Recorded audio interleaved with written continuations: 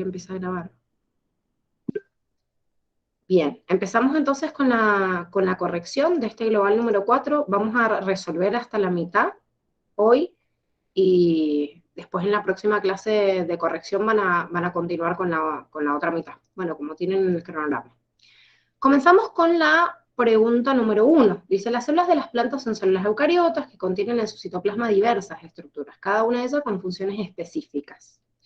¿En qué organelas de estas células se sintetizan los ácidos grasos, la mayoría de los aminoácidos, y las bases nitrogenadas? ¿Sí? Ojo lo que me está nombrando todos tipos de compuestos orgánicos. Entonces, ¿en dónde yo puedo sintetizar de acuerdo a la variedad de compuestos que me da? Porque me puede perder y digo, ay, bueno, pero los glioxisomas, por ejemplo, por las opciones, participan en el metabolismo de los ácidos grasos, pero ¿tienen que ver con lo otro? El complejo de Golgi en paquete. El retículo endoplasmático liso sintetiza lípidos, o sea que la síntesis en realidad de compuestos orgánicos desde la materia prima comienza en los cloroplastos. De las opciones que tenían era la única más correcta, porque yo puedo entrar en duda. O sea, cuando me dice se sintetizan ácidos grasos, todo yo digo, y bueno, tengo la base esencial y después tengo que hacer otros procesos que muchas veces no se hacen en el cloroplasto y se hacen en el citoplasma, ¿sí? Pero dentro de las opciones que tenía, la única que podía encajar con distintos tipos, ¿sí?, de compuestos de distinta naturaleza, como dice acá. Sí, de ácidos nucleicos, de proteínas, de ácidos grasos, podían ser únicamente las bases de la formación, que son los cloroplastos. Pregunta 2. En la historia evolutiva, el surgimiento de la célula eucariota permitió la división de las funciones celulares entre los distintos compartimientos o estructuras que las constituyen, bueno, avalado por la teoría endosimbiótica también. ¿Cuál de las siguientes características estructurales y o funcionales corresponde a uno de los componentes del sistema endomembrana? Me dice, en las células vegetales, las cisternas del Golgi no están unidas entre sí, constituyen unidades separadas en el citoplasma. Yo lo leo y digo, ¿qué carajos es esto? Y es una excepción encima que ni siquiera está en el libro de Curtis, pero está incluida obviamente en la bibliografía, y es un anexo que ha incluido la facultad de otro libro de biología molecular, y es un dato importante. Esta es una pregunta de ingreso del 2020, ¿sí? O sea, y no hace mucho, y la toman bastante seguido, o sea que esas excepciones que les aparecen en el cuadernillo de célula, que no son propios de Curtis, sino que les dice agregado y entre paréntesis dice Lodich, Albert, u otros libros de biología molecular, presten atención porque la Facu toma mucho esto. Esto de las cisternas del Golgi que están unidas en las células vegetales, también les toman esta excepción de los lisosomas, que no son lisosomas las células vegetales de hongos, sino que son las vacuolas, pero al tener enzimas lisosomales son como los lisosomas en animales. Bueno, todas estas excepciones de estos libros de biología molecular son bastante preguntadas. La OMS dice, en las células animales el retículo endoplasmático liso es responsable de la síntesis de glucógeno. ¿Qué hacía el retículo liso con respecto a este glucógeno?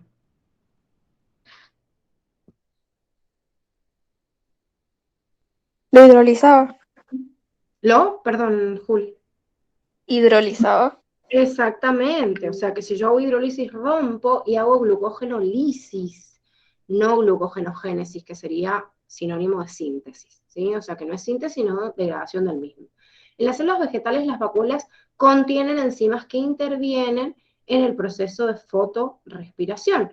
Las vacuolas, como les decía recién, contienen enzimas hidrolíticas que de alguna forma funcionan como unos lisosomas, pero no en el proceso de la fotorrespiración. El proceso de la fotorrespiración era una desviación en la vía de degradación de formación, de los compuestos, en el cual al tomar la RUP otra unión, en vez del dióxido de carbono unirse con el oxígeno, pasaba a través de otras organelas, de los peroxisomas, de los lisosomas, de la mitocondria, pero no tomaba contacto con las vacuolas, ¿sí? No están ahí las enzimas de la fotorrespiración. En realidad la enzima que participa de la fotorrespiración comienza desde el cloroplasto mismo, que es la RVP, y después va por las organelas, cada una de las organelas correspondientes, hasta llegar a la última fase en la mitocondria, pero no en las vacuolas.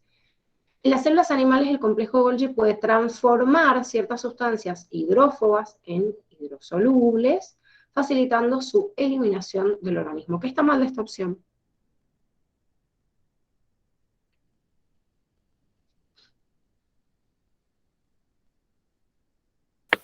Que no es el complejo de Golgi el que hace eso, creo que es el retículo endoplasmático liso. Bueno, ¿qué hacía el retículo endoplasmático liso? ¿Cuáles eran todas sus funciones entonces? sintetizaba lípidos y aparte creo que era, ay, no me acuerdo la función, cómo se decía. Bueno, el retículo liso, o sea, sintetiza lípidos, recién dijimos que participaba del proceso eh, de liberación, o sea, de degradación del glucógeno, y además de eso, ¿algunos se acuerdan cuál es la función?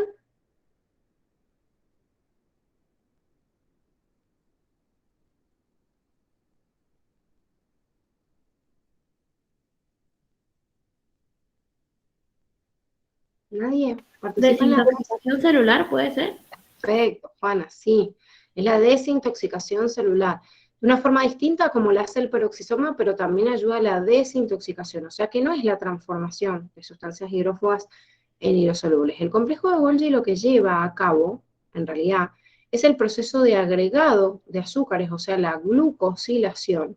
Ese agregado de azúcares permite transformar los glucolípidos, o sea, los lípidos y las proteínas en glucolípidos y glucoproteínas. O sea que yo voy a anexar una cadena de oligosacáridos en algo que está empaquetado igual, no es que va a facilitar la eliminación del organismo, sino que le va a agregar esa sustancia para transformarla, ¿sí? Para transformar esa sustancia en realidad de una proteína en una glucoproteína o en un glucolípido, ¿sí? Sí participa en el anexo de alguna sustancia, pero no para facilitar la eliminación, porque en realidad el Golgi está empaquetando la sustancia, así que igual queda dentro de una vesícula.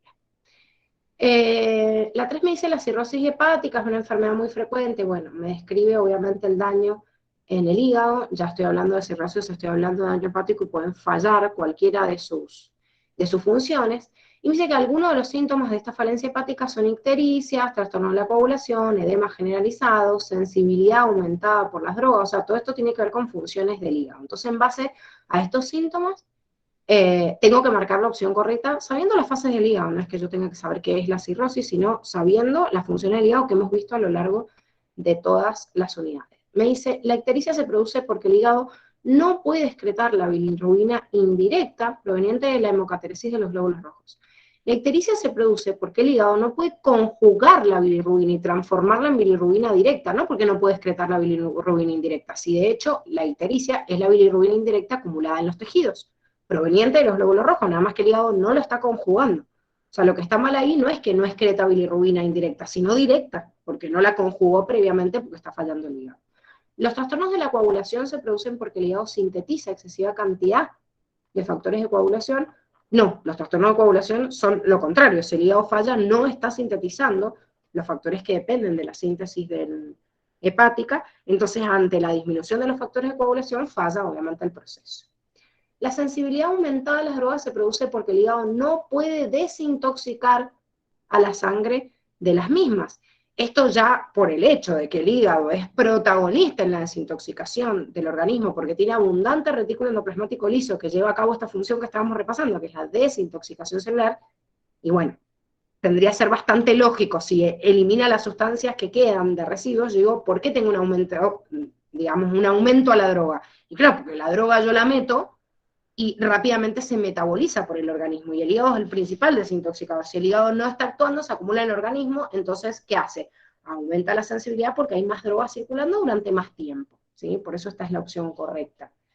Y en la DEMIS estos pacientes mejorarían su sintomatología con un trasplante hepático o con la extirpación del órgano. O sea, si yo extirpo el órgano, el tipo se muere, o sea, no me queda otra. ¿Puedo hacer un trasplante hepático? Sí. ¿La cirrosis es una enfermedad irreversible? Sí, pero nunca voy a poder extirpar el órgano. Es como decir, bueno, si el corazón de una persona no funciona, se lo saco. No, ¿sí? O sea, no lo puedo sacar porque es esencial. Bueno, 4. La mayoría de los órganos están controlados por el sistema nervioso simpático y parasimpático, del sistema nervioso autónomo, bla, efectos opuestos, no, bueno, lo que ya sabemos. ¿Cuál de los siguientes efectos es producido? Principalmente por la activación del simpático, ¿sí? Entonces, función del simpático. ¿Qué tenía que saber acá? Y bueno, tener en claro, obviamente, cada uno de los puntos que nosotros habíamos visto de simpático y parasimpático. En este caso, la vasoconstricción, como nosotros ya sabemos, es propio de vasocontraer para aumentar la presión y mandar toda la sangre hacia el músculo, y obviamente uno de ellos es la contracción de los vasos sanguíneos de la periferia, ¿sí? Por eso es la función del del sistema simpático. El aumento de la secreción de las glándulas digestivas y el aumento del movimiento, o sea, el peristaltismo, acuérdense que siempre es ejercicio del parasimpático. El simpático inhibe, todo esto no lo estimula. Contracción de los bronquios. Si yo contraigo los bronquios, entra menos aire. Entonces, como digamos, característica compensatoria del organismo, una vez que yo tuve una broncodilatación, puede ser que ese bronco contraiga con el parasimpático, pero el simpático que prepara el cuerpo para la acción va a ser todo lo contrario, tiene que abrir los bronquios para que entre más aire, haya más hematosis y después obviamente pueda hacer esa entrega de oxígeno al músculo, que es el que más lo va a necesitar. Y después me dice dilatación de los vasos sanguíneos que aportan sangre a los riñones. Si yo dilato los vasos sanguíneos que aportan sangre a los riñones, obviamente la tasa de filtración aumenta, y esto quiere decir que el riñón produciría más orina, y en realidad lo que hace justamente, primero que hace contracción de los vasos sanguíneos, pero además de esto, si yo llevaría a mayor tasa de filtración, voy a aumentar a mayor producción de orina, y en realidad el sistema simpático, si está priorizando que el cuerpo salga corriendo, huida, va a tratar de retener la orina, o sea, de producir menos orina y dilatar más la vejiga para que se contenga, pero no voy a aumentar la producción de orina y a fomentar la eliminación, que es lo que hace el parasimpático. 5. Los órganos de los sentidos son considerados exteroceptores, ya que las señales, bueno, obviamente vienen de afuera. Con respecto a las células pilosas ubicadas en el órgano de Corti, o sea que estamos hablando del aparato auditivo, señalamos lo correcto. Lo correcto es la descripción en realidad que me da de justamente la estimulación del órgano de Corti a través de estos estereocilios que están con la membrana tectorial, que es la base, y es lo que produce ese movimiento que genera el potencial de acción que se transmite al nervio auditivo. En la base se transmiten ondas sonoras a la ventana redonda con la finalidad de amplificarlas. ¿Qué está mal de acá?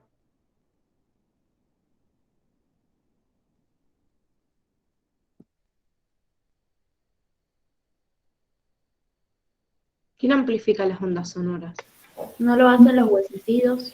Exactamente, en el órgano, o sea, dentro del oído medio, la amplificación de las ondas sonoras es cuando yo pego, o sea, voy desde la cavidad timpánica hasta la ventana oval y amplifico. Después, en realidad, por la ventana redonda yo estoy, digamos, liberando la presión para que no se sobresature el oído interno y no reviente, ¿sí? Pero no para transmitir. La onda sonora se transmite por la endolinfa, que en realidad se va moviendo desde la amplificación de la onda que viene desde el oído medio. Pero después por la ventana redonda lo único que hace es liberar la tensión, ¿sí? No amplificarla. Si ya en realidad fue leído ese impulso nervioso a través de del órgano de Corti. Pueden traducir los impulsos nerviosos que reciben en estímulos mecánicos para ser transmitidos a la ventana oval. No, son transmitidos desde la ventana oval, y a través de esos movimientos mecánicos ahí se descomprimen, como acabamos de decir, y después salen por la ventana redonda. Permiten igualar la presión de aire dentro del oído medio con la presión atmosférica. Bueno, yo tengo estas funciones, por ejemplo, con la trompa de Eustaquio o la parte mecánica que ayuda justamente a equilibrar las presiones, pero no tiene nada que ver esto el órgano de Corti. O sea, está bien algunas descripciones de algunas funciones que me pueden perder, pero si me vuelvo a la pregunta me está diciendo para qué, o sea, me está hablando del órgano de Corti. No tiene, la presión de aire no le iguala al órgano de Corti, no hace nada el órgano interno. Es el órgano medio, o sea, el oído medio, el que trata de compensar las presiones, y por eso está justamente una caja de resonancia, amplificación del sonido, y tiene una salida, que es la trompa de Eustaquio, que ayuda justamente a igualar con la presión atmosférica y que se pueda amplificar la onda, pero no aumentar tanto la presión en el oído interno que reviente. ¿Cuál de las siguientes hormonas es una proteína liberada por la hipófisis que tiene como uno de sus efectos promover de forma directa la degradación de ácidos grasos? Antes de ver las opciones, ¿se les ocurrió de cuál estábamos hablando? O sea, ¿de qué hormona estábamos hablando? ¿O ni?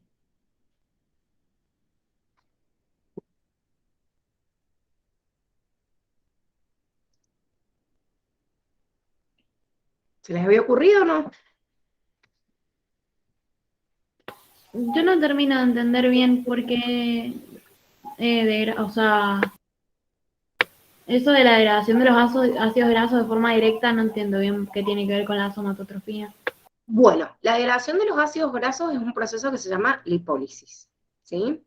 La lipólisis y la proteólisis, o sea, la degradación de proteínas y la degradación de lípidos, tienen que ver yo puedo hacer degradación, obviamente, de ácidos grasos o de proteínas si no las necesito, pero la realidad es que yo no ando degradando materia prima porque sí. Dentro de los efectos más importantes que regulan en realidad y que controlan los distintos parámetros en sangre, nosotros sabemos que hay un impacto muy importante de los hidratos de carbono que no están compensados en sangre, por eso el control de la glucemia es tan importante. Entonces, la glucemia es tan importante y me puede frenar procesos tan básicos como el control del corazón o el control de la cabeza, que no le llega suficiente cantidad de glucosa, no puede metabolizar, no, chao, o sea, se muere, es la energía básica, que si yo no tengo hidratos de carbono, el primer motivo por el cual yo recurro a la proteólisis y a la lipólisis es para degradar y usar esa materia prima como materia de biosíntesis para fabricar azúcares y que vayan a la sangre, ¿sí? Cuando yo hablo de la degradación de ácidos grasos de forma directa o la degradación de proteínas, el principal motivo, o sea, puedo estar reciclando algo, no digo que no, pero el principal motivo es que yo voy a sintetizar glucosa, ¿sí? O sea, para regular la glucemia. Por eso algunas hormonas de las que eran hiperglucemiantes tenían como mecanismo la lipólisis y la proteólisis. Fíjense, y esto lo tienen en la integración de digestivo cuando hablamos de todas las hormonas que regulan la glucemia. Fíjense que la leptina, primero, si la pensaban, no tenía nada que ver porque la leptina, ¿qué hacía? Esto lo tenían en el endócrino. De la saciedad, o sea, ¿qué tiene que ver con la degradación? Si en realidad lo que me está diciendo el hipotálamo es frenar, y no la secreta, aparte, volvemos a lo mismo, o sea, está en la consigna, más allá de que los confundiera, dice liberada por hipófisis. O sea, si no se imaginaban cuál era, de última me fijo de las que son liberadas por hipófisis. Entonces, leptina la descarto. Después tengo tirotrofina, somatotrofina y adrenocorticotrofina, que sí me pueden estar cada una de ellas hablando de esto. ¿Qué hace la tirotrofina?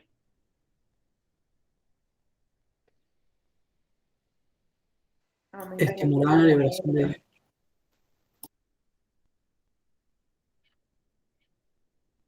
¿La liberación de qué, perdón?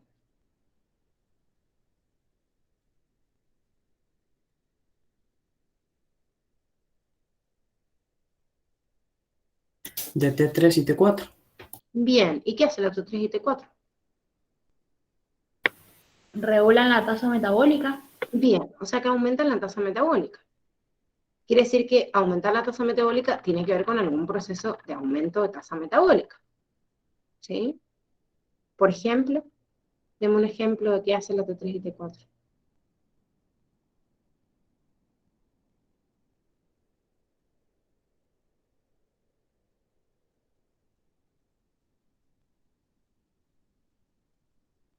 ¿Controlan el peso, puede ser? Bueno, ¿cómo?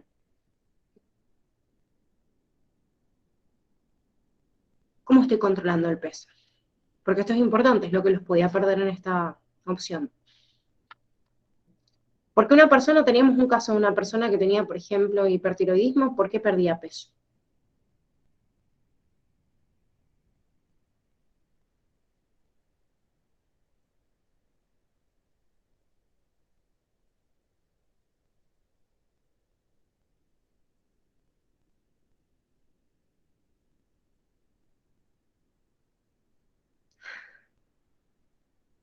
¿No se les ocurre?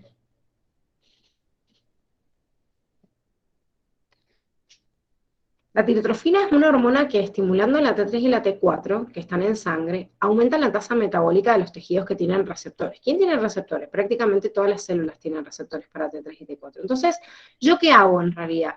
Y, por ejemplo, ¿cómo aumento la tasa metabólica del corazón? Y aumentando, por ejemplo, el marcapaso cardíaco. O aumento la tasa de frecuencia respiratoria. O aumento o sea, aumentar la tasa metabólica es consumir mayor cantidad de azúcares, ¿sí? En sangre, metabolizarlos más rápido y poder aumentar. ¿Qué hace la tirotrofina? La tirotrofina estimula el aumento de T3 y T4, y T3 y T4 estimulan el aumento de la tasa metabólica.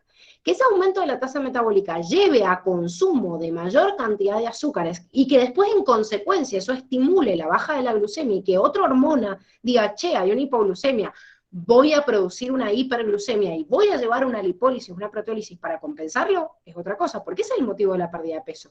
Pero es la tirotrofina quien está, que es lo que les está diciendo acá, quien tiene como forma directa, por eso les dice forma directa, degradar los ácidos grasos No, como forma directa aumenta T3 y T4, y como forma directa aumenta la tasa metabólica. De forma indirecta, ese aumento de la tasa metabólica, al disminuir la cantidad de glucemia, se lee por otros órganos receptores, y de acuerdo a esa hipoglucemia voy a llevar por allá proteólisis, y voy a llevar a un proceso de degradación también, no solo de proteínas, sino de ácidos grasos, para poder compensarlo, ¿sí? O sea, yo descarto la tiotrofina únicamente por esto, porque si no me hice vía directa, en última instancia degradaría ácidos grasos, sí, lo hace otra sustancia, pero podría ser por un aumento de la tirotrofina, ¿sí?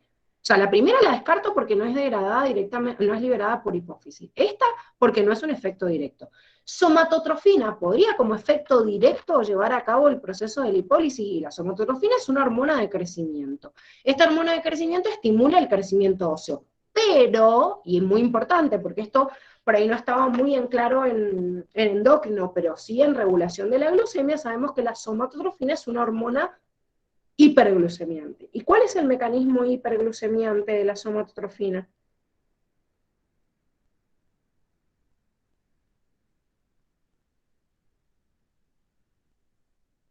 Inhibe la captación por las células, por los tejidos. Inhibe la captación de las células y lleva el proceso de degradación o de transformación, les dice, de una proteína o de un lípido hacia la glucosa para dejarla disponible. Entonces, ¿es un efecto directo? Sí, un efecto directo. O sea, no es como la tirotrofina, que necesito toda una vía de control hasta que llegue. ¿Y la adrenocorticotrofina qué hace?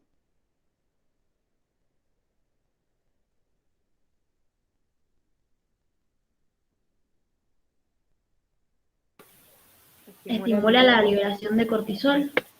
Bien, estimula la liberación de cortisol. ¿Y qué hace después el cortisol?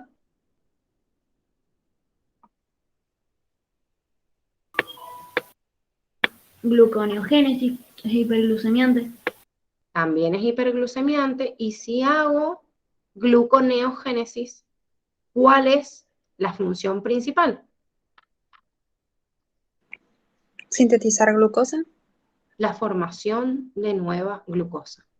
La formación de nueva glucosa con lo que tengo, no la degradación de los compuestos orgánicos que tengo, ¿sí? O sea, el mecanismo de funcionamiento, porque todos pueden llevar a lo mismo, pueden llevar a una hiperglucemia como llevaba la tirotrofina de forma directa ni en pedo, porque en realidad después compensa la glucemia, pero sí la somatotrofina y la adrenocorticotrofina. Entonces me tengo que fijar en el mecanismo directo, o sea, el mecanismo de control de la glucemia, ¿cuál es? El mecanismo directo, ¿sí? Y en base a ese mecanismo directo, decir, bueno, ese mecanismo directo es precisamente la degradación de lípidos o la degradación de glucógeno o la síntesis de glucosa nueva o la disminución de la captación o sea, ¿cuál es la función? O sea, ¿cuál es el mecanismo específico? ¿Sí? A esto estaba destinado, es como una integración bastante copada de la parte de la regulación de glucemia, ¿sí? Que muchas preguntas se las pueden hacer en base a eso, porque son cosas que aparecen en distintas unidades y después, bueno, el digestivo se las termina de integrar. ¿Se entiende?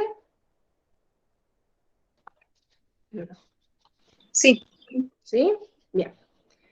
Bueno, vamos a la A7. Dice, la PEP carboxilasa y la rubisco son dos enzimas que catalizan una reacción en la que uno de los sustratos es el dióxido de carbono. Sin embargo, la primera funciona a bajas concentraciones de dióxido de carbono y con mayor velocidad que la rubisco. Por tanto, que es el fundamento de por qué existe la PEP, si no yo no elegiría una vía más costosa. Entonces, si yo tengo la capacidad de unirme de forma más fácil, ¿qué quiere decir esto? Esto lo vemos también en patrones de enzimas, como hemos visto, no sé, la hemoglobina también, de la misma forma. Quiere decir que tiene mayor afinidad. O sea, que no me importa si es una concentración bajita, sino que me uno de forma más efectiva. No tiene que ver con la especificidad, ambas son específicas. Recuerden que todas las enzimas son específicas, necesitan este sitio de unión. O sea, la especificidad no está involucrada en la capacidad de unirse en más cantidad o menos, pero sí la afinidad que yo tengo a unirme o no unirme con otra. Mientras mayor afinidad tenga, me enlazo de forma más eficiente. ¿Sí? Por eso yo digo, la hemoglobina aumenta la afinidad por el oxígeno, y por eso no lo suelta en los tejidos, porque lo está agarrando, es más afín, entonces lo agarra con más precisión. La PEP tiene más afinidad por el dióxido de carbono, por eso hay poquita concentración y lo abraza, no le importa. En cambio la rubisco, si tiene otra, es, como dijimos siempre, es más infiel, entonces se va con el primero que pasa y no se queda con el dióxido de carbono. Si encuentra un oxígeno, se va y se fuga con otro. Una célula sintetiza dos proteínas, A y B. Con respecto a los tres tipos de ARN vinculados a la síntesis de estas dos proteínas, de estas dos o de cualquiera otra, porque los ARN vinculados, los principales que hemos visto son tres, o sea, el ARN mensajero, transferencia y ribosomal. Dice, serán todos diferentes. ¿Qué es lo que está mal de esto?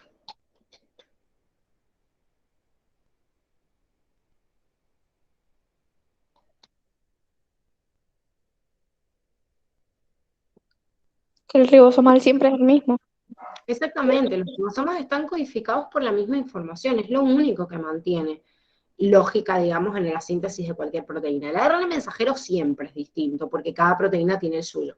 Y el ARN de transferencia de alguna forma está combinado de acuerdo a lo que dice el ARN mensajero. Entonces, no son distintos. El ARN ribosomal es igual y está codificado por los mismos espacios, o sea, los satélites de los cromosomas que marcan los organizadores nucleolares de cada una de las especies, por eso nosotros es el 3, o sea, el 13, 14, 15, 20, 21 y 22, perdón, que son en donde están los organizadores nucleares del ser humano, y ahí está codificada la información del ARN ribosomal, y en todos el mismo, pero el ARN de transferencia, el ARN mensajero es prácticamente todo el ADN, porque en realidad codificante, obviamente, porque tiene distintas proteínas. El ARN de transferencia siempre está marcado en un determinado lugar, pero si estoy comparando una proteína A y B, no está la misma secuencia del ARN de transferencia. O sea, siempre la misma secuencia, el ARN de transferencia que codifica el ARN de transferencia que lleva, por ejemplo, la metionina, es el mismo, pero si yo estoy sintetizando una proteína A y B, no necesariamente va a estar ubicado en los mismos puntos.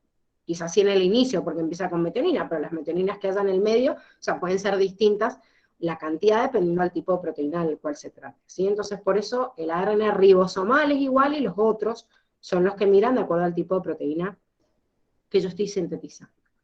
Bien, otro problema de genética me decía, en la mosca de la fruta el alelo que determina las alas vestigiales es recesivo respecto al que determina las alas normales o largas, ¿sí? Un carácter, digamos, normal y dominante.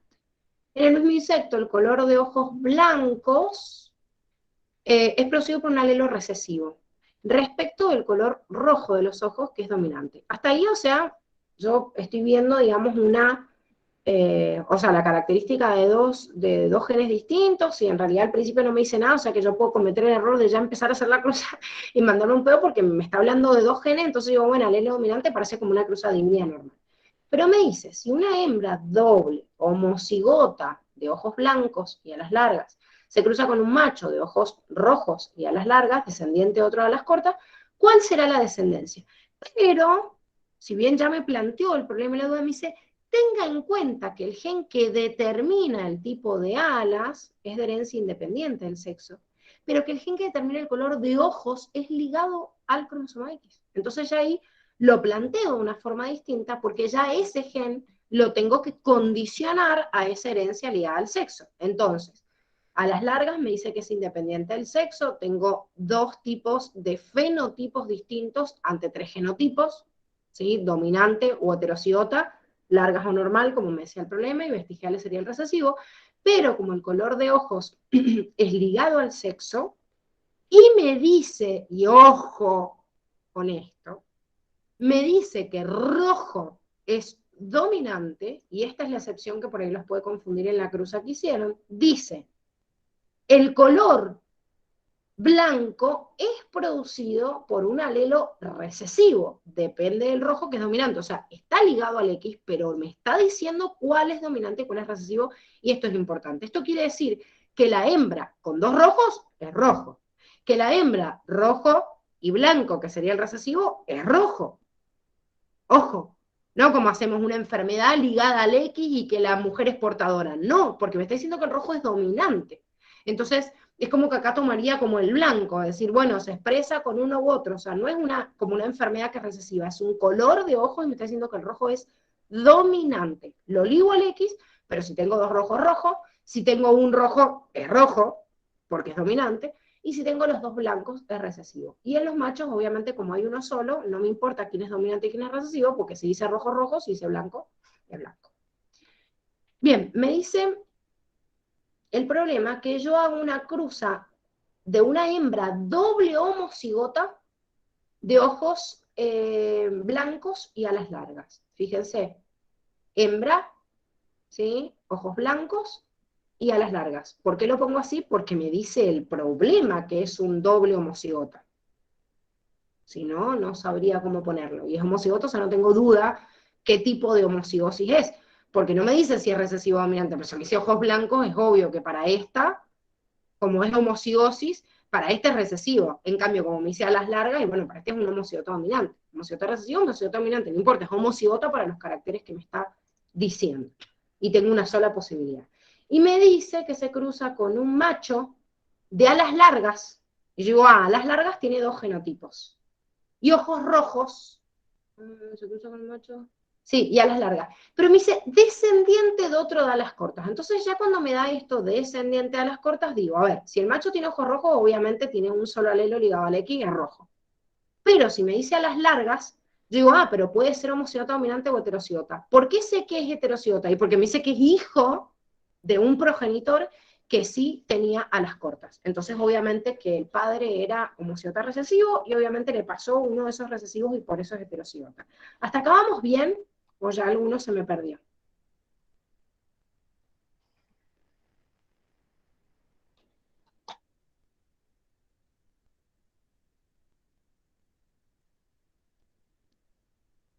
¿Con qué te perdiste, Belu? ¿Con lo último qué? ¿Con el genotipo del progenitor?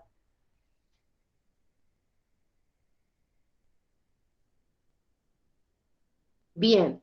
Bueno, fíjense por qué lo del descendiente. Porque si yo digo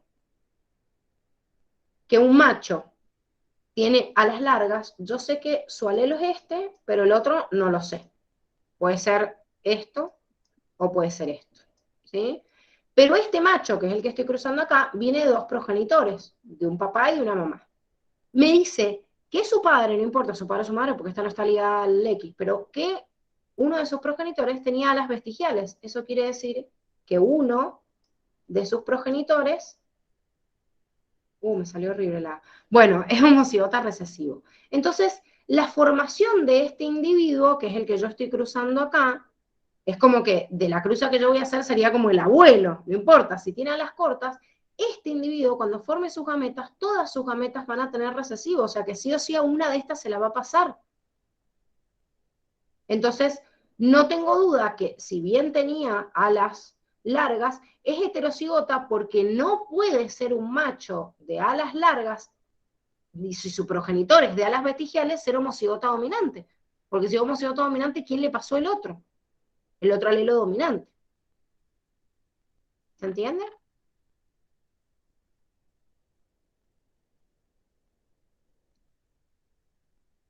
Bien. Bueno, perfecto. Entonces, en base a esto,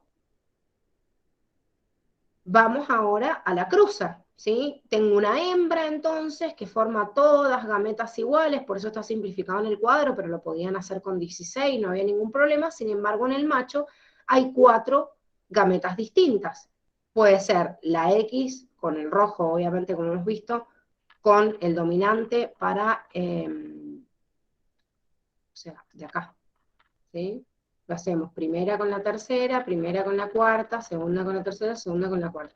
Acá es una I mayúscula, se le debe haber pasado a la Dani, corríjanlo, porque nunca la I minúscula está hablando del alelo sexual, ¿sí? Para que no se les confunda con un recesivo, nada. Entonces, cruzo el que me habla justamente del color de ojos con el que me habla del tipo de alas. Este con este, este con este, este con este, este con este, es la cruza que tienen acá de las gametas del macho. Entonces, cuando yo hago el cruzamiento, ¿qué tengo? Y la mitad de la descendencia, como siempre que yo estoy trabajando con una herencia ligada al sexo, en mi tablero de Punnett, del 50% me va a quedar hembra y el 50% me va a quedar macho, siempre. Pues yo siempre tengo la posibilidad de cruzar un macho y una hembra de que la mitad, o sea, el 50% de probabilidad de que sea una hembra y la mitad de que sea macho. ¿Qué pasa con las hembras? Y en las hembras yo voy a tener un dominante de rojo y el otro recesivo, pero dijimos que el rojo era dominante. Por eso, la totalidad, digamos, de las hembras, que es 8 sobre 16 de toda la progenie, acá serían 2 de 4, pero es lo mismo, 1 de 2, 2 de 4, 8 de 16, no importa, siempre la relación de un medio del 50% de las hembras tienen ojos rojos, y si bien uno es homocigoto dominante y el otro es heterocigoto, no importa, siempre tienen alas largas. En cambio, en el macho me queda el recesivo, que significaba ojos blancos, y las alas también me queda o homocigota dominante o heterocigota como vemos acá, pero siempre las alas van a ser largas. Entonces lo que ustedes tenían que buscar era la proporción de la descendencia donde me hablara de esto, ¿sí? Que la única que encajaba con esto era 100% de hembras de ojos rojos, pero alas largas, y 100 de los machos con ojos blancos y alas largas. Yo creo que han tenido pocas excepciones a lo largo de lo que hemos trabajado, porque la facultad suele tomar características ligadas al X que son enfermedades, entonces en las enfermedades ve características recesivas ligadas al X, pero bueno, hay algunas excepciones, como estas preguntas, donde me voy a preguntar alguna característica que sea ligada al X pero sea dominante, o sea una característica ligada al cromosoma sexual esté ligada al Y en vez del X, que malísimo en la cruza, porque siempre influye en los machos y no en las hembras, pero puede haber también alguna pregunta teórica de ese tipo. ¿Se entendió? Sí, dice. Oh, pero que vos, por favor. Bueno, ya vamos con pena para terminar. Sé que están agotados todos, pero bueno, a ponerle un poquito más de energía. Las poblaciones son grupos, sí, es que estamos muertos todos acá, pero bueno. Las poblaciones son grupos conformados por individuos de la misma especie que comparten el mismo lugar y tiempo. Respecto a las propiedades poblacionales, marquemos lo correcto. La tasa de crecimiento de una población es el cambio del número de individuos en una unidad de tiempo dada, igual a la suma de la tasa de reproducción per cápita más el número de individuos ya presentes. ¿Qué está mal de esto? En realidad es multiplicado, no la suma. Exactamente, lo estoy multiplicando, no estoy sumando. O sea, en realidad ya me empezó a describir y digo, me suena como parecido a la definición, pero no lo sumo, lo multiplico, por eso es per cápita. O sea, por cabeza estoy haciendo por la cantidad de individuos, no más. Si lo sumo, no me va a dar el crecimiento por cada uno de los individuos que estaba. En ausencia de inmigración neta, el incremento es la tasa de la natalidad menos la mortalidad, y sí, sabemos que hay 4 tasas que influyen, o sea, 2 de forma positiva, tasa de natalidad y de inmigración, y la de migración y mortalidad restan. O sea que si yo no tengo migración de la población, están aisladas completamente, solo depende de los que nacen y se mueren. El modelo más simple de crecimiento de una población, el crecimiento logístico, no. El más simple es el exponencial. El logístico tiene una limitación del territorio, que la llamamos capacidad de carga, así que es como un nivel más avanzado. Las especies como que han logrado este crecimiento logístico, han logrado restablecerse en la naturaleza o o establecer su equilibrio de acuerdo al límite ambiental y regular la tasa de reproducción de esto, y no, me reproduzco hasta que agoto todo y bueno, listo. Cuando ya se agotó todo, no me queda otra, y se empiezan a morir por falta de recursos. Y después me dicen, los microorganismos cultivados en laboratorio jamás se aproximan a la curva de crecimiento exponencial, no, todo lo contrario. Cuando están cultivados en el laboratorio, que se supone que yo le pongo todo lo que necesitan, se aproximan bastante a esa curva exponencial en donde crecen hasta donde más pueden. Y si los sigo alimentando con las condiciones básicas, lo van a seguir haciendo hasta donde puedan. ¿Sí? Acá tenían la fórmula, ¿sí? Lo pueden ver. ¿Sí? El por y no el más.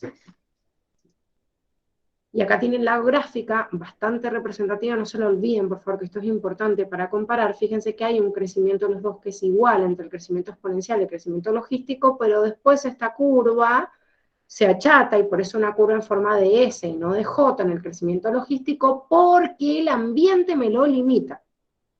O sea que la capacidad de carga, acuérdense que depende del ambiente. El ambiente dice, no aguanto más que esta cantidad de individuos. Eso es capacidad de carga, ¿sí? La capacidad del ambiente es soportar una cierta cantidad de individuos con determinadas características, y los demás no los aguanto. Entonces, ¿qué hace el individuo? Trata de compensar su carga de reproducción, y se mantiene en un equilibrio. No se sigue reproduciendo hasta que estalla todo y se va a la miércoles. Por eso Darwin descubre, en realidad, esta capacidad de carga llevando esta idea que se lleva en el crecimiento poblacional humano, y a esta decir, ay, vamos a seguir creciendo, creciendo, creciendo, y va a llegar un momento en donde todo esto se va a sobresaturar. Que ojo, también estamos cerca de eso. Habiendo saturado tantos límites de la naturaleza, lo que ha hecho el hombre está bastante complicado. Pero bueno, no, las especies generalmente lo que hacen es autorregularse, incluso hasta se inhiben circuitos de reproducción, o sea, frenan la reproducción, o sea, hormonalmente se condicionan, no hay ciclos, bueno, como vimos en de los ratones, ciclos poblacionales que me marcan que hay una determinada cantidad de, digamos, de reproducción dependiendo de lo que el ambiente va a soportar. 11. En la naturaleza, la disposición espacial de los individuos de una misma especie constituye una de las propiedades de la población. Esta puede presentar un patrón de distribución agrupado, regular, al azar, bueno, los mecanismos de distribución que habíamos visto. ¿Cuál de las siguientes opciones corresponde a la disposición espacial que muestra una población animal según el comportamiento social o el grupo taxonómico al cual pertenece? Entonces, en la primera me dice los invertebrados marinos mantienen un patrón de disposición regular constante a lo largo de todo su ciclo de vida. No sé si ustedes han visto cómo se disponen los peces, pero está lejos de un patrón regular, o sea, en el cual vemos en un cultivo o algo así donde hay una extensa competencia. Generalmente todos los animales y sobre todo los animales en base a otras especies, porque hay otras especies que también mantienen este patrón, generalmente se mantienen como en un patrón agrupado, ¿sí? Y más individuos marinos que viajan todos en comunidades completas. Los individuos de una especie altamente gregaria presentan un patrón de distribución espacial al azar. Si hay una especie altamente gregaria, o sea, que está caracterizada por vivir en comunidad e ir migrando juntas, ¿sí? Porque eso es gregaria, o sea, están todas en comunidad y van juntos hacia un lado, juntos en otro, que esto es una conducta también bastante propia del animal, justamente no tiene una distribución al azar. Nuevamente volvemos a la distribución agrupada como patrón característico por ser una especie gregaria. Muchas especies de aves muestran un patrón de disposición agrupado durante la estación reproductiva y una distribución regular el resto del año. Bueno, esto tiene un patrón bastante característico y una descripción que les hace Curtis. No sé si ustedes se acuerdan que les pone un dibujito, no me acuerdo qué ave es, pero se los pone en los postes de luz. ¿Se acuerdan del ejemplo de Curtis? ¿Puede ser el gorrión común? ¿Qué era? Claro, que les muestra la distribución. O sea, que tiene como en un cultivo artificial, tengo esa distribución en realidad que maneja como que toman distancia, ¿sí? Pero justamente, acá les está diciendo, muestra una disposición agrupada durante la estación reproductiva y una distribución regular durante el resto del año. Y es al revés, ¿sí? O sea, yo muestro esta distribución, esta disposición agrupada cuando necesito en realidad cruzarme, pero si no tratan de respetar para que cazando o lo que fuera tengan una distancia mínima como hace el cultivo para disminuir la competencia. La única opción correcta cara a la D que dice los individuos de una especie altamente territorial suelen exhibir un patrón de distribución espacial regular. O sea, lo contrario a gregaria, si soy altamente territorial, peleo por mi territorio, como estábamos hablando del caso de las aves y como hay casos de algunas especies también, donde yo peleo mi lugar y trato de enmarcar el territorio. Entonces, al enmarcar el territorio, dejo una distancia determinada entre uno y otro. En cambio, si son gregarias, si están todos en comunidad, en familia y viajan todos juntos, es todo lo contrario, es agrupada y no la distribución regular o al azar. ¿Se entiende?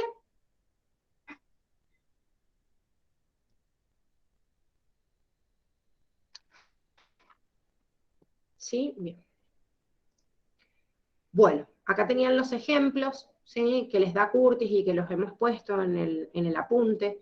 Estos ejemplos son como los más importantes porque se los pueden preguntar, les pueden dar otro caso, chicos. Esta pregunta estaba en realidad destinada a cosas que habíamos visto, ¿sí? A las especies de aves se las ponían justamente, o sea, o esta distribución regular uniforme, que eran sinónimos, cuándo se daban, ¿sí? En qué momentos o cuándo pasa. Las aves, fíjense que hay uno justamente que les habla de lo mismo. Cuando yo hablo de mejillones, estoy hablando justamente de una especie de invertebrados que nos daba una de las opciones. O sea, generalmente les arman opciones con los ejemplos. Y si no, les dan los datos para que ustedes puedan dilucidar de un ejemplo similar al que tienen, obviamente, los ejemplos de Curtis.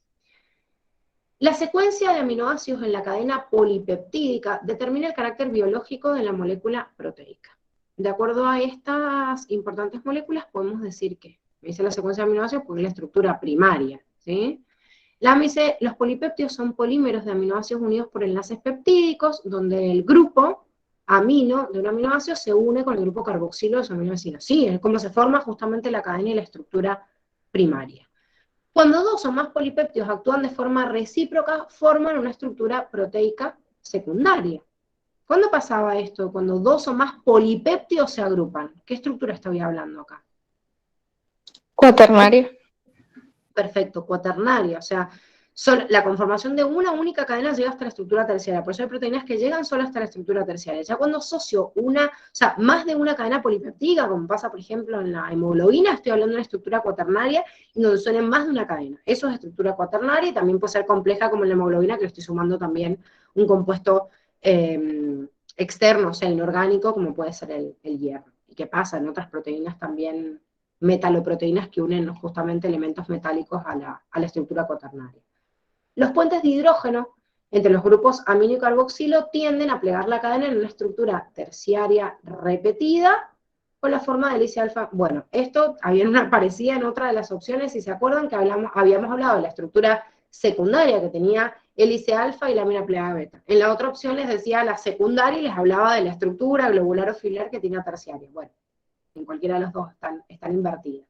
Y después me dice, las interacciones entre los grupos radicales de los aminoácidos pueden dar como resultado un plegamiento ulterior en una estructura cuaternaria de forma globular y fibrilar. Otra vez, hablando de la estructura terciaria, porque como dijimos, la estructura cuaternaria es la asociación de dos o más cadenas polipeptídicas. Esto es estructura de proteínas, lo que tienen en la primera unidad, donde en cada una de ellas tienen que saber qué es lo que sucede también. Esto es bastante preguntado, es un apartado de Curtis que la Facu cita y les dice que lo estudien, así que importante. Bueno, después tenemos acá los benditos percebes, que les encanta tomárselos. Esta también creo que es del 2019. Una pregunta en la cual pueden decirles, bueno, si cambiaba un factor físico, qué es lo que sucede, pero les hacen generalmente situaciones problemáticas en base a esto, e incluso a veces les citan justamente la gráfica, como tienen acá.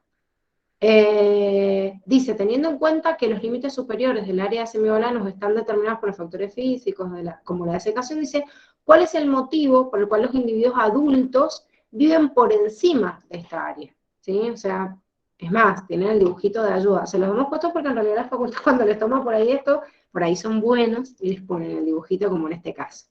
Entonces, pensemos por qué. O sea, por qué yo veo esto entre nicho real y nicho fundamental, como estamos viendo en esta gráfica, y por qué yo veía tamalus acá. Más allá de que me estaban marcando esto, en realidad yo me tenía que acordar qué era lo que pasaba con los nichos reales y nichos fundamentales de ambos. La primera, que es la correcta, me dice, aunque el nicho fundamental de semivalanos esté incluido en el nicho fundamental de tamalus, semivalanos, al ser una especie mejor competidora, obliga al otro que se desplace. Entonces, justamente obliga a que se desplace, entonces acá, por el fenómeno de exclusión competitiva, semivalanos desplaza completamente a tamalus de esa zona. Si yo digo, porque los límites de tolerancia semivalanos en ausencia de las interacciones son mayores, ocupando una región mayor que tamalus, no, porque si fuera así, entonces semivalanos también ocuparía esta región, y no es así. Tamalus ocupa una región mayor que semivalanos, así que ese no es el motivo. O sea, tamalus tiene una mayor, ¿sí?, tolerancia que semivalanos, y en ausencia de interacciones ocupa más lugar. O sea, está invertido las dos especies de percebe. Dice, porque el nicho real de semivalanos se superpone con el nicho real de tamalus, estableciéndose la predación del primero y el segundo. Bueno, esto nada que ver, la predación nunca me habló, y no hay superposición de nichos reales completos, porque si lo hubiera un desplazamiento completo de uno con respecto al otro, que es como lo que pasa, por ejemplo, con los ejemplos que tenían en el cuadernillo de, ay, no me acuerdo, las lentejas de mar y otros más les ponen. Paramecium creo que tienen ustedes en el grafiquito, sí, Paramecium caudato y aurelia, y las lentejas de mar. Esos son los dos ejemplos que ustedes tienen en Curtis nada más, que les habla de superposición, en el cual sí, la superposición lleva completamente al desplazamiento del otro, pero cuando no hay superposición completa, que es lo que sucede acá, aparece en una zona el principio de exclusión competitiva, pero en otro un desplazamiento en el cual yo digo, ah, bueno, pero desplacé y este puede sobrevivir en este lugar chiquitito porque semivalano no está presente, pero nunca hay predación entre ellos. ¿Sí? Esto es ocupación del territorio. No, un percebe no se preda al otro, de hecho tienen casi el mismo tamaño y no se alimentan entre ellos. O sea, no es un fenómeno de competencia, o sea, de predación, sino de competencia por el territorio. Y después dice, porque Tamalus crece más rápido que Semiolanos, ubicándose en las zonas más protegidas. No, Tamalus no crece más rápido, sino que tiene la capacidad de acaparar mayor cantidad de lugares. Semiolanos crece más rápido, por eso lo termina desplazando y siendo mejor competidor, ¿sí? Si lo fuera en todo el territorio, porque tendría mejores estrategias de adaptación en zonas más secas como acá, ocuparía todo. Pero este crece más rápido. Este es más hábil para aprovechar recursos y sobrevivir a condiciones más adversas, que son dos cosas distintas.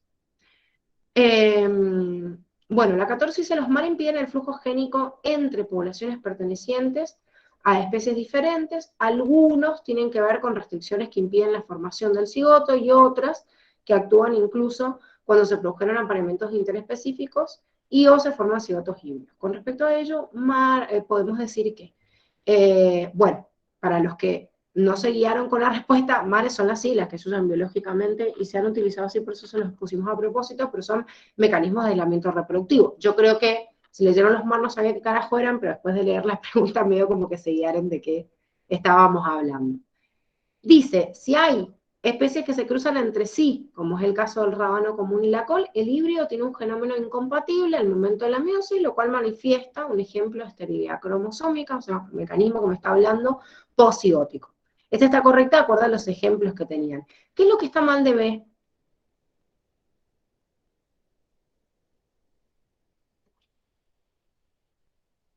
¿Tenían aislamiento etológico esas especies? Bien, ¿y qué es el aislamiento etológico? No se atraían entre ellas, creo.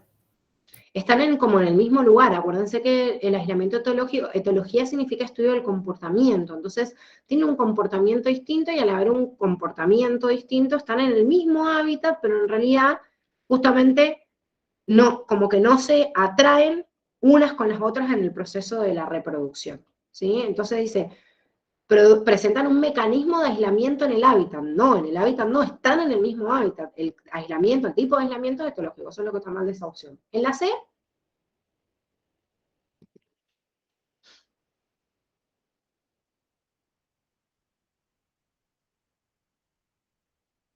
No liberan polen en distintos momentos del año, sino que tienen distintos polinizadores. exactamente, tiene que ver con la especificidad del polinizador y no con el tiempo, porque el otro sería un aislamiento temporal. Ese aislamiento temporal en animales puede estar dado porque uno hibernan y el otro no, uno sale de noche, otro de día, bueno, lo que sea, en el caso este es que liberen el polen en determinados momentos. Pero este no es el caso de los ejemplos de salvia, sino que en realidad se libera el polen en el mismo momento, pero en realidad la especificidad de los polinizadores hace que no se crucen entre sí. Y en la última,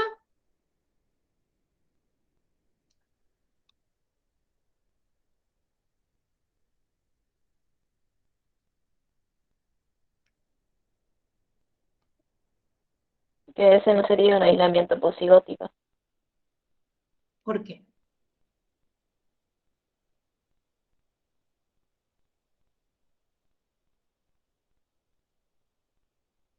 ¿Qué tipo de aislamiento tienen? ¿No es el presigótico? ¿Cuál es el presigótico? O sea, ¿qué tipo de mecanismo tienen estas especies de algodón? ¿Lo buscaron? Acuérdense siempre de corregir sus propios exámenes. ¿Qué tipo de mecanismo tienen? El deterioro de la segunda generación. Bueno, entonces dice, existe esterilidad cromosómica o segregacional de la primera generación de híbridos. En realidad se forman los híbridos, pero se deteriora después. El error es ese, el mecanismo, el punto, pero ojo que si es posigótico. Cuando yo tengo un deterioro, cuando ya se formó el híbrido, o sea, ya se formó el cigoto, pero hay esterilidad o hay cualquier otro mecanismo en el medio, es posigótico. Presigótico es antes, ¿sí? O sea, que ese no es el error, la asociación entre posigótico y el deterioro de híbridos, sino qué tipo de deterioros de híbridos hay en estas especies, que muchas veces se rompen esta barrera y por eso las especies vegetales terminan formando especies por poliploidía, que es bastante común, ¿sí? Entonces recuerden, bueno, acá tienen el cuadrito que tienen que repasar, que son importantes los ejemplos que tienen de cada una de estas. Entonces repasen cada uno de los mecanismos de aislamiento, cuáles eran presigóticos, cuáles eran postcigóticos, y el ejemplo de cada uno, ¿sí? En algunos estaba el error, bueno, cuando se deteriora uno o el otro, primera, o los ejemplos puntuales. Se los pueden tomar, desgraciadamente, chicos, son ejemplos de Curtis. Así que tenganlos bien en cuenta el cuadrito. 15. Existen estructuras que se sitúan por fuera del embrión de reptiles, aves y mamíferos que los protegen y nutren, y más adelante protegen el feto, que son las membranas que nosotros llamamos extraembrionarias y luego membranas fetales también. Obviamente no forman parte del embrión y después se excluyen, que esto es lo que define una membrana extraembrionaria o membrana fetal. Membrana fetal en el caso, obviamente, de los que después forman ese feto y tienen membranas que evolucionan, si no se les llama siempre membranas extraembrionarias. ¿Cuál de las siguientes descripciones dice considera correcta? La primera me dice, el colon es una combinación de células del trofoblasto y el mesodermo extraembrionario, permitiendo al feto tomar oxígeno y nutrientes de la madre y además secretar hormonas para que el útero retenga el embrión. A lo largo de todo el desarrollo embrionario se encuentran cubiertos por vellosidades que cubren toda su superficie. ¿Qué es lo que está mal de esto?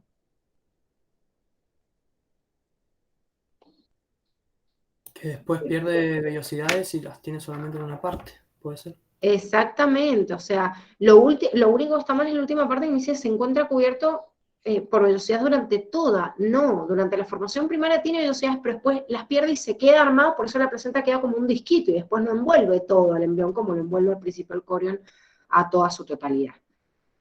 Bien, en la B les habla del saco vitelino, se dice se desarrolla a partir del ectodermo y no contiene vitelo como en las aves y reptiles. Es importante la transferencia de nutrientes del embrión durante la segunda, tercera semana y funciona como sitio inicial de formación de la sangre. Acá falta un punto, en la 10ª semana comienza a degenerar y 10 semanas después suele no ser visible. ¿Qué es lo que está mal?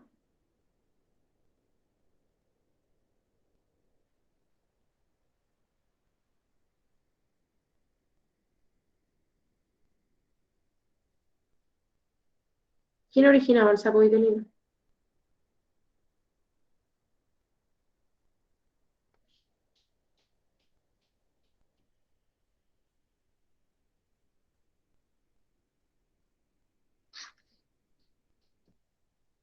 ¿No se acuerdan quién lo originaba?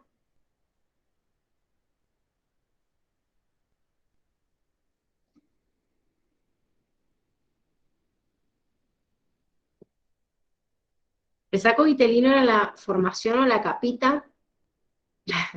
El saco vitelino era la capita que se formaba a partir del hipoblasto, por eso lo ven en los dibujitos, o sea, como en amarillo, ¿sí? Y el hipoblasto, de alguna manera, si yo lo voy a llamar después de que el embrión se va a llamar, o sea, va a pasar a ser triblástico, es el endodermo, pero no el ectodermo. O sea, a partir del ectodermo, que sería el epiblasto, sería el que originaría la cavidad amniótica, ¿sí? Pero no el saco vitelino. O sea, esto es lo que está mal. Todo lo demás, la evolución, todo lo demás está perfecto. En el día 16, a partir del saco vitelino, se origina alantoide, una estructura vascularizada que sirve como sitio de formación de la sangre y luego forma parte de la conexión entre la madre y el feto. Dice, durante el segundo mes degenera su porción intraembrionaria y su porción extraembrionaria corre desde el ombligo hasta formar la vejiga. Bueno, todo esto bien, pero me dice, luego forma la parte de la conexión entre la madre y el feto. No, esto es lo que formaría el corión. Pero la alantoides forma las células sanguíneas y todo, pero después justamente se va metiendo y va terminando a formar la vejiga urinaria, pero deja de formar parte de la comunicación. Solo sintetizan las células sanguíneas, pero esta comunicación son función del corión. Y bueno, la D, que está bien, me dice a partir del 8º día, se forma el amnio, que proviene del embrioblasto, cuya función es evitar la adherencia a los tejidos, es una de las funciones. Y en un principio, como les dice acá, la mayor parte del líquido proviene del intersticio materno, porque no tiene la capacidad después de secretar el amnioblasto. Después obviamente se va secretando también desde el embrión. 16. Todos los organismos necesitan obtener energía en los procesos metabólicos. Bueno, acá habla de los tipos de formas de nutrición, pero me habla específicamente de las bacterias rojas o púrpuras no sulfúreas, que son capaces de vivir tanto en aerobiosas como en anaerobiosas. ¿Cómo obtienen su energía y nutrientes las bacterias rojas o púrpuras no sulfúreas? Cuando viven en ambientes sin oxígeno. Esto es sobre nutrición de las bacterias, ¿sí? O sea, específicamente tenían que saber cuál era el proceso de cada una de ellas. Fíjense que hay algunas que me hablan de las nitrito-bacterias, o sea, o cuál es el mecanismo específico. Desgraciadamente esto es como bastante específico de acuerdo al tipo de examen que les pueden llegar a tomar. O sea, esta sería una pregunta de rango difícil en el sentido de, bueno, me voy a acordar de cada uno, pero algunos los pueden sacar, digamos, por descarte. Otro, medio difícil, me dice, ¿qué pasa cuando viven ambientes sin oxígeno? ¿Sí? Entonces yo digo, bueno, en anaerobiosis, ¿qué podrían hacer? Si yo oxidan nitrito a nitrato, y bueno, ya estoy hablando primero que son otras bacterias, no las no sulfúreas, porque aparte son nitritobacterias, y no las bacterias que me están nombrando. Pero además de eso, si estoy oxidando de nitrito a nitrato y veo la fórmula de nitrito a nitrato, obviamente necesito oxígeno, o sea, que me dijeran sin oxígeno. Después se capta la energía de la luz solar a través del pigmento fotosintético bacteriorhodopsina y utilizan el agua como dador de electrones. Si utilizan el agua como dador de electrones, como pasa en una planta, lo voy a degradar y utilizo el oxígeno. Y me dijo que era anaerobio, o sea, lo puedo descartar por ese lado. Después me dice, utilizan compuestos orgánicos y eventualmente a los protones como dadores de electrones para la fotosíntesis, y cuando viven en la oscuridad pueden crecer como heterótrofas. Es exactamente la descripción de ellos, pero digo, ninguno de estos atenta contra la consigna original que me dio. Y después me se emplea la energía liberada en la oxidación del hierro para las reacciones involucradas en la síntesis de compuestos orgánicos. Bueno, esto era propio de las ferrobacterias, no sé si lo podían descartar con la consigna, porque la verdad es que podría ser en condiciones de anaerobiosis, y de hecho que pase el hierro de estado ferroso a estado férrico puede estar unido a otros compuestos orgánicos, incluso inorgánicos de las rocas, pero es propio de las ferrobacterias y no de las bacterias del azufre, ¿sí? O sea, no, de las bacterias rojas, perdón, no sulfúreas. O sea, es mecanismo, o sea, de cuáles eran fotoautótrofas, cuáles eran fotoheterótrofas, fotoorganótrofas, cuáles eran quimioorganótrofas o o sea, productoras o quimiofotótrofas, digamos, productoras desde compuestos químicos, consumidoras de compuestos químicos, o de dónde sacan la fuente de la luz. Bueno, la 17 me dice, la enfermedad de Chagas es producida por organismos de la especie Trypanosoma cruzi. Otra vez tenemos a nuestro amiguito. Es como repreguntado el Trypanosoma cruzi. O sea, vivimos en zoonosis, así que tienen que saber como bastante del Trypanosoma cruzi. Según sus características taxonómicas, ¿en qué grupo los abajo enunciados son ubicados por los biólogos? Era como un regalo esta. ¿La invocaron o no? ¿Se acordaban dónde estaba? Yo me acordé por el global anterior. ¿En qué grupo están dentro de esos eugenosos? Los protozoos. Sí, pero protozoos es como una clasificación más general. Pero ¿qué grupo específico estaba el Trypanosoma, se acuerdan? ¿Qué clado más chico dentro de eugenosos? Que les podrían haber puesto acá también.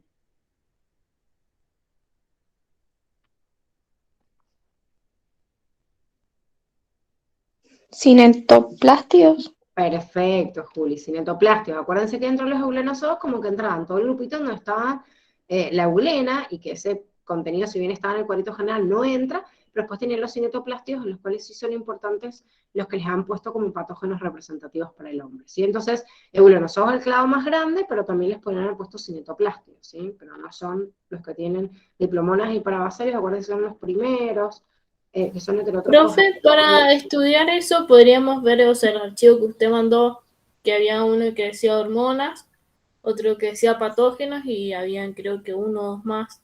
Sí, totalmente. Si yo les he hecho un resumen de ahí de los patógenos para que lo tengan así como una idea general. Obviamente, descripción general, después les pueden hacer algunos puntos claves, pero por lo menos ahí me ayuda a distinguir hasta los distintos patógenos y a los grupos a los cuales pertenece.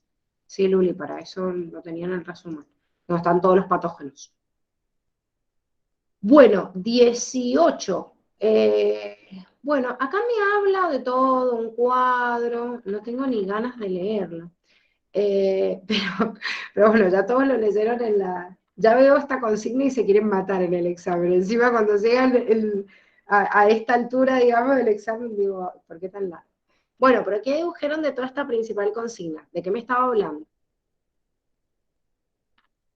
De una ameba.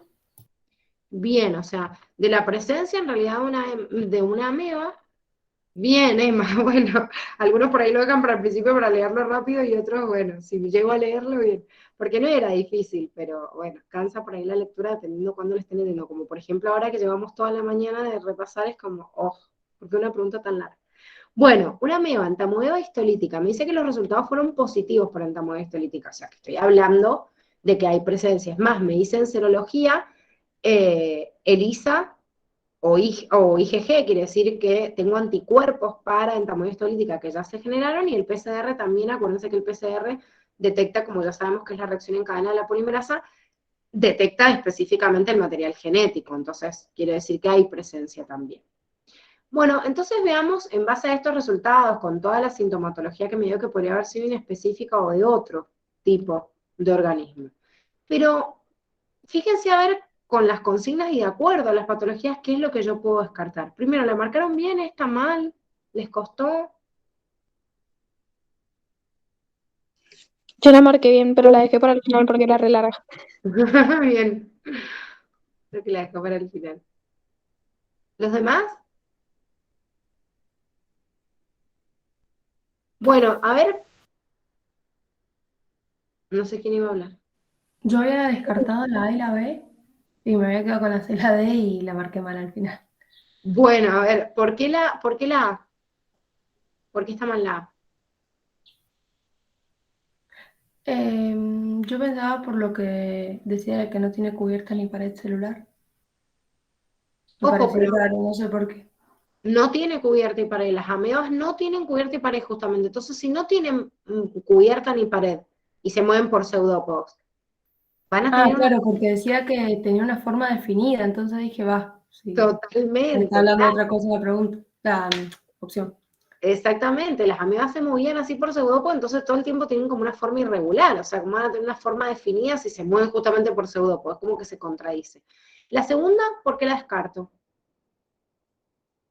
Porque no ingresa por la piel. Bien, o sea, que en entamoeba histolítica no tengo, eso sí tenía que saber la vía fecal-oral de contagio, pero no ingresa por la piel humana. Sí es verdad que hay un patógeno que ingresa por la piel gracias a bionfalaria, pero ¿quién era? ¿Se acuerdan?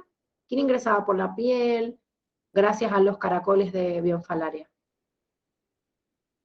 La treponema pálido. No.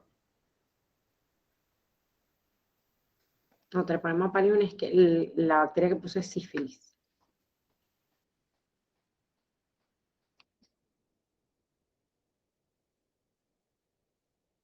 Se tienen que acordar de dos caracolitos y los dos son gusanos animales, o sea, acá estamos hablando de entamoeba que es un protista. Esos dos gusanitos eran, con respecto a los caracoles, uno ingresaba por la piel, que es Schistosoma manzoni, ¿sí? A través de este caracol. Y el otro que ingresaba también a través vía caracol y acuática era fasciola hepática, pero que lo ingresa por la piel, ingresa fecal oral, pero también tiene un ciclo dual con los caracoles, ¿sí? Pero son animales, no son protistas. Después la dice, la mayoría de las entamoebas son de vida libre, aunque entamoeba histolítica es un parásito que infecta a todos los tipos de vertebrados y también a algunos invertebrados, siendo la única patógena en el ser humano.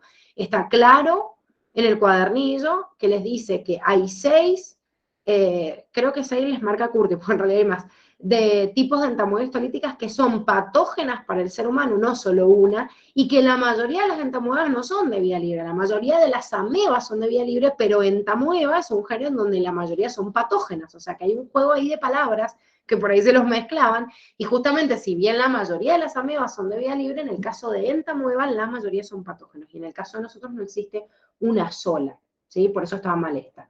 La D entonces me la deja como correcta, dice si se eliminara por microcirugía el núcleo de este organismo, dejaría de dividirse en los pocos días, moriría, pero si se le implantara el núcleo de otra, de su misma especie, entre 24 horas, sería capaz de sobrevivir. Y dice, y yo leo esto y digo, ¿y de dónde carajo salió esto? Claro, porque justamente estoy hablando de clasificación de animales, pero después me salta con un cuadro, una experimentación, en donde un protista, ¿qué pasa si yo le saco el núcleo? Si ustedes se acuerdan, había un ensayo de esto justamente con una ameba, no les decía precisamente entamoeba histolítica, pero cuando estaban describiendo las propiedades del núcleo, les hablaba en célula de un experimento por microcirugía de extirpación de un núcleo. ¿Qué pasaba en esa ameba? Entamoeba es una ameba. Yo le saco el núcleo y ¿qué pasaba? Y se moría a los pocos días porque vivía con las reservas y después se muere. Pero ¿qué pasa si yo le vuelvo a implantar otro núcleo? Y bueno, rápidamente se podía restablecer, obviamente, gracias a la presencia de este nuevo núcleo. ¿Sí? O sea, es que esto salía de célula, pero en realidad hablaba de una experimentación con amebas.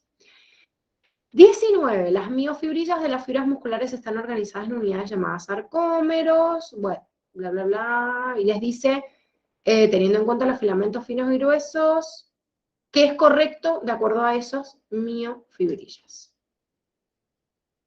La primera me dice, cada sarcómero se encuentra delimitado por 2 líneas Z, bien, donde se entrelazan los filamentos gruesos, o sea, los de miosina. No, las líneas Z es en donde se entrelazan los filamentos finos de actina. Eso no está mal de esta. La B está bien, me dice la banda A es la zona de intersección de los filamentos finos y gruesos y contiene a la banda H. Esta última se encuentra dividida en la línea M. Acuérdense que si bien la banda es como el nombre total, o me coloca el nombre total, a ver, esperen que creo que está el dibujito. Ahí está. Si bien yo tengo en la banda H, ¿sí? O sea, yo veo la intersección de ambos, A sería como que incluyo todo. En A sería la banda que incluye la intersección de ambos, que es este segmento, que es como que no tiene nombre, sino que es el resto de A menos H, digamos, que es donde están los filamentos de miosina, ¿sí? Entonces, la línea M es el punto medio en donde empiezan a nacer los filamentos gruesos. El otro, el entrecruzamiento, y esa zona de intersección, lo puedo llamar como la banda A, y sí, porque en realidad la banda A es en donde se intersecta. En un segmentito de la banda A, no en todo, sí, que es lo que se ve por eso más oscuro acá. Y se ve un poquito más claro toda la banda H, porque es en donde están solo los filamentos gruesos de miosina. Y en la intersección están los otros. Ay, me pasé. Bien, después dice la banda H, es una región de la banda A que contiene filamentos de actina y miosina. No, justamente es el lugar en donde solo hay miosina y no hay intersección. Y después me dice la banda I, se encuentra dividida en dos líneas, por la línea Z, y contiene filamentos gruesos. Otra vez el mismo error que en A, están los filamentos finos y no los filamentos gruesos, que son los que están diagramados acá o dibujados con celeste. Bueno, y en la 20 me dice, las células eucariotas se diferencian de las células procariotas porque poseen una verdadera envoltura nuclear y organelas membranosas en su citoplasma, que se encargan de funciones específicas. Con respecto a estas estructuras, marque la opción correcta. Primera, me dice, los peroxisomas son vesículas que contienen enzimas oxidativas y no se consideran parte del sistema endomembrana, aunque provengan del aparato de Golgi. No, chicos, no provienen del complejo de Golgi, por eso no se consideran parte del sistema endomembrana. Sus enzimas son sintetizadas por los ribosomas libres y no por los ribosomas del retículo riboso y no son sintetizadas por el Golgi. Por eso no forman parte del sistema endomembrana. La B dice, en las plantas se conocen dos tipos de peroxisomas, unos presentes en las semillas y otros denominados glioxisomas presentes en las hojas, los cuales participan en el ciclo de glioxilato. Es verdad que son dos, pero justamente los que están en las semillas son los que se llaman glioxisomas y participan del ciclo de glioxilato, y los otros son los peroxisomas que pueden participar de procesos comunes de desintoxicación celular y estar presentes en las hojas o en otras partes de la planta. ¿Sí? O sea, lo que está mal es esta asociación. Justamente los de las semillas son los que se llaman glioxisomas.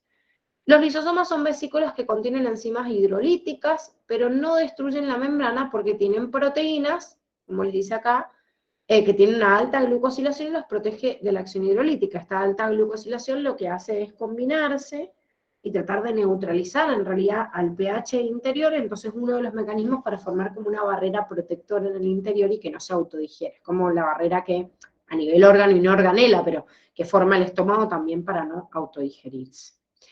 Y la última me dice, los lisosomas tienen bombas de protones en la membrana que bombean hacia el citoplasma estos protones para mantener el pH ácido que favorece la acción de las enzimas lisosomas. No, hacia el citoplasma no, hacia adentro. Si tienen que volver más ácido el pH del interior de la organela, pero no del citoplasma. ¿Sí? Por eso está incorrecta esta. Chicos, ¿dudas? ¿Podría explicar de nuevo la B? ¿Esta? Ajá. La semilla tiene glioxisomas, que son los que participan del ciclo de glioxilato.